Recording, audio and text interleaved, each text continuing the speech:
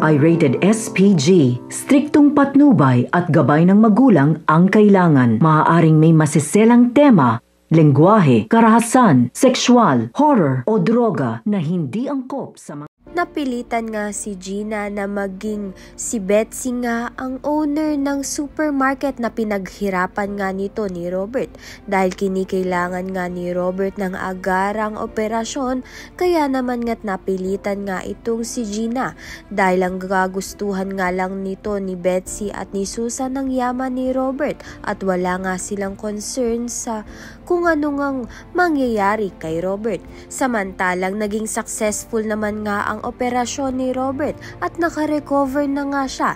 Ito na nga ang pinakakatakot-takot ni Betsy dahil magsasalita na nga si Robert ng katotohanang si Susan at si Betsy nga ang may kasalanan kung bakit nga siya inatake sa puso dahil nga pinagnakawan nga sila ng dalawang mag-ina.